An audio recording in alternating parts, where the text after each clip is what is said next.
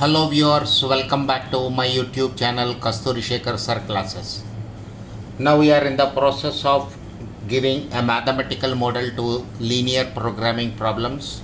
In my previous video I solved one question in which I explained about the basic concepts, that is how to give a mathematical model to the given linear programming problem. We have to identify the objective function. We have to identify the decision variables. Now look at this question. A person is interested in investing rupees 50 lakhs in a mix of investments. The investment choices and expected rates of return on each one of them are given below. Look at this, sir. Mutual fund A, expected rate of return is 0.12. Mutual fund B, expected rate of return is 0.09. Money market fund, expected rate of return is 0.08. Government bonds, expected rate of return is 0.085. Share X, expected rate of return is 0.18. Share Y, expected rate of return is equal to 0.16. So 6 types of investments are available. Let us see this point one more time. First investment is mutual fund A. Second investment is mutual fund B. Third investment is money market fund. Fourth investment is government bonds. Then fifth investment is share X. Sixth investment is share Y. 6 types of shares are available. Now let us see what are the conditions he specified.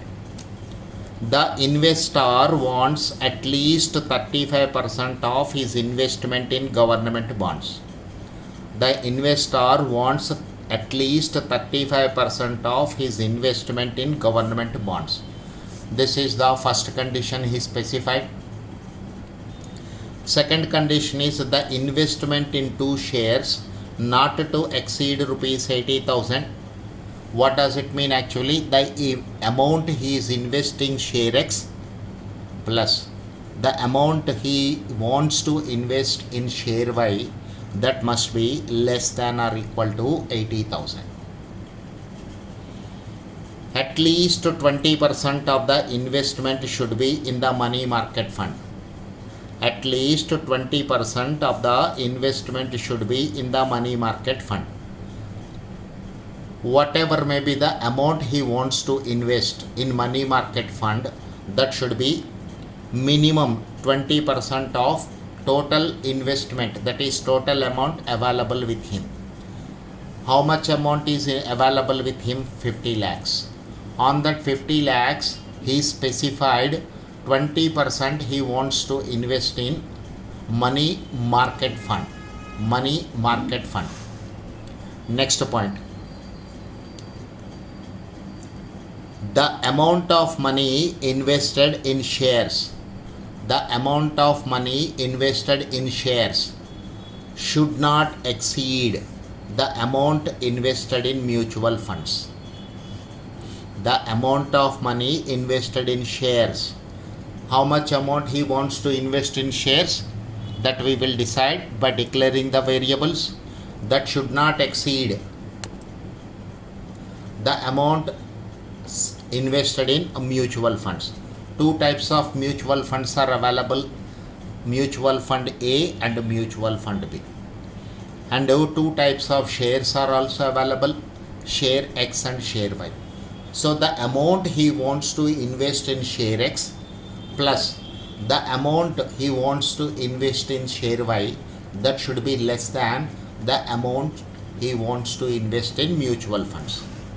There is one more condition he specified, sir.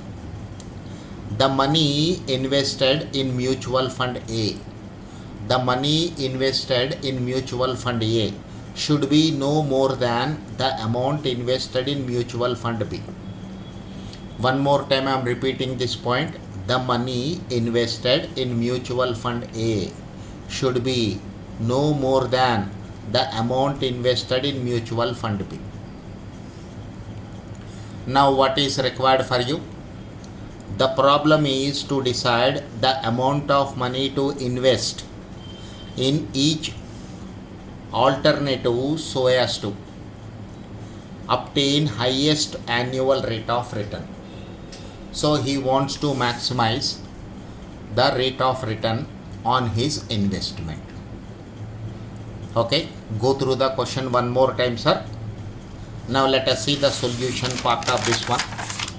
The solution part of this one.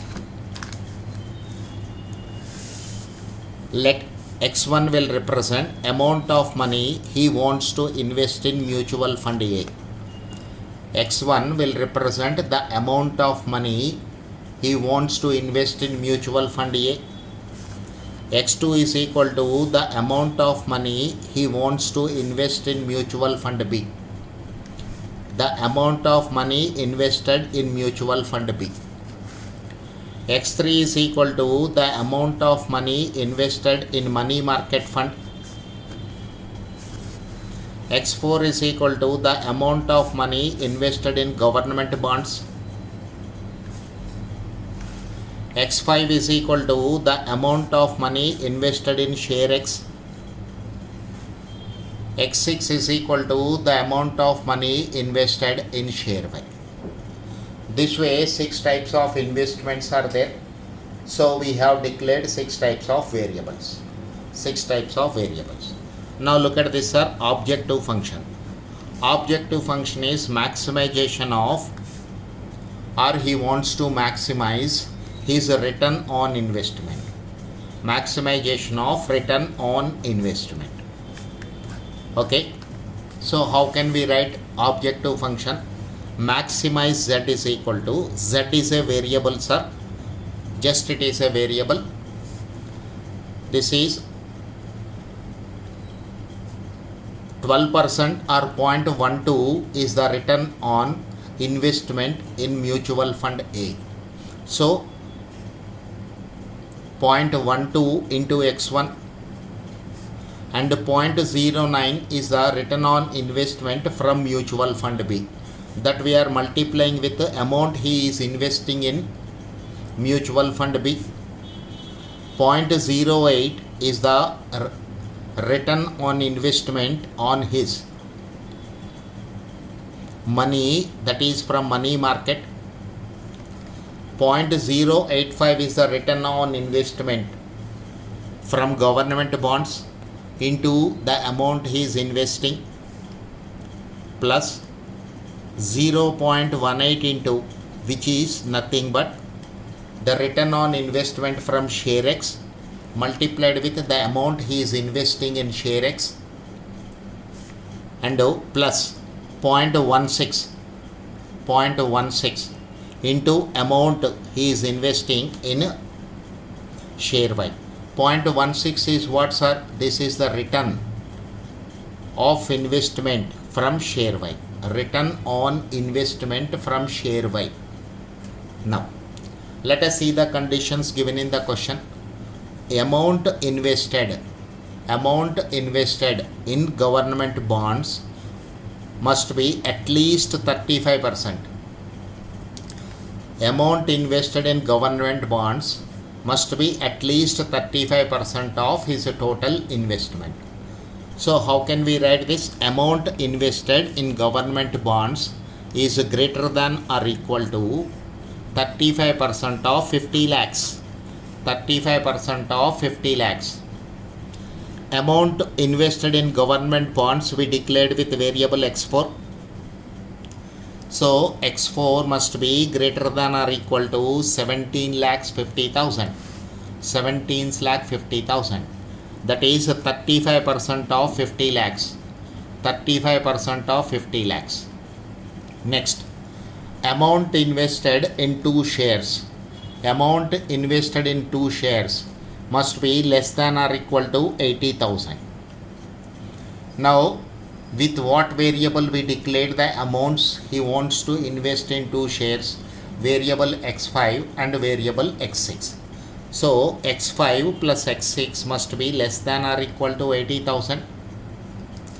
One more condition is given, sir. Amount invested in money market fund should be at least 20% of total. Again I am repeating this point. Amount invested in money market fund is greater than or equal to, at least means greater than or equal to 20% of total, that is 50 lakhs. Amount invested in money market fund we denoted with X3 or represented with X3. So X3 must be greater than or equal to 20% of 50 lakhs. 20% of 50 lakhs is nothing but 10 lakhs. X3 must be greater than or equal to 10 lakhs. Look at the next point, sir. Amount invested in shares. Amount invested in shares must be less than or equal to amount invested in mutual funds. This is one more condition he specified. Amount invested in shares we declared with X5 and X6. So sum of X5 and X6 must be less than or equal to amount invested in mutual funds we represented with X1 and X2. So X5 plus X6 must be less than or equal to X1 plus X2. Next, amount invested in mutual fund A should be less than or equal to amount invested in mutual fund B. Amount invested in mutual fund A we denoted with X1. Amount invested in mutual fund B we denoted with X2. So X1 must be less than or equal to X2. Also one more condition, sir. Total investment, that is the amounts he is investing in all these 6 types of shares must be, 6 types of shares means 6 types of investments, remember, must be less than or equal to 50 lakhs. This I am writing as X1 plus X2 plus X3 plus X4 plus X5 plus X6 less than or equal to 50 lakhs. Okay, sir. These conditions I am summarizing here. Objective function is maximize return on investment. So that is maximize Z is equal to, Z is a variable, just a variable, 0.12 into X1 plus 0.09 into X2 plus 0.08 into X3 plus 0.085 into X4 plus 0.18 into X5 plus 0.16 into X6. Subject to the conditions. Subject to the conditions. X1 plus X2 plus X3 plus X4 plus X5 plus X6. Amounts invested in 6 types of investments must be less than or equal to 50 lakhs. Next, X4. Amount invested in government bonds greater than or equal to 17 lakhs 50,000. Amounts invested in 2 shares X5 plus X6 must be less than or equal to 80,000. X3. Amount invested in money market fund must be greater than or equal to 10 lakhs. Amount invested in shares must be less than or equal to amounts invested in mutual funds. X5 plus X6 must be less than or equal to X1 plus X2. Next, last condition, amount invested in mutual fund A must be less than or equal to amount invested in mutual fund B. So X1 is less than or equal to X2. Finally, X1, X2, X3, X4, X5, X6 will represent the amounts he is investing in various types of investments. So they will take positive values only. So X1, X2, X3, X4, X5, X6 greater than or equal to 0. Okay, sir. This is called formulation or giving a mathematical model to the given linear programming problem. Thank you for watching my video, sir. Some more questions I will upload very soon in my coming videos. Thank you.